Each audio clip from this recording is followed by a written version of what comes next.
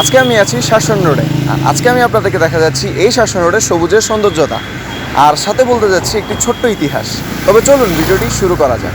শাসন রোড, যেটি চট্টগ্রামের সবচেয়ে সবুজে ঘেরা রোডগুলোর মধ্যে একটি। এখানকার মূল ইতিহাস সম্পর্কে যদি বলতে হয় তবে আমাদের যেতে হবে 1992 সালে, যখন দাদা, নিজাম, ইস্পাহানি এবং খান এই চারটি স্বনামধন্য পরিবার মিলে একটি আন্তর্জাতিক শিক্ষা প্রতিষ্ঠান গড়ার পরিকল্পনা করেন। এবং পরিকল্পনা অনুযায়ী শাসন রোডে একটি পুরন ভবনকে সংস্কার করে 1993 সালের জানুয়ারিতে প্রতিষ্ঠিত করা হয় চট্টগ্রাম গ্রামার স্কুল বা সিজিএস, যেটি এখনকার সবচেয়ে সেরা স্কুলগুলোর মধ্যে একটি। আর এই স্কুলটির কারণে মানুষ এই রোডটিকে অনেকাংশে চিনে থাকে। তবে শাসন রোড শুধুমাত্র শিক্ষা ও ইতিহাসের ঠিকানা নয়, বরং এটি প্রকৃতির এক অপরূপ ক্যানভাস।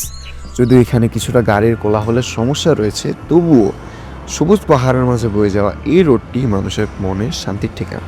আজ এ পর্যন্তই, দেখা হবে নতুন কোনো এক ভিডিওতে। সেই পর্যন্ত আল্লাহ হাফেজ।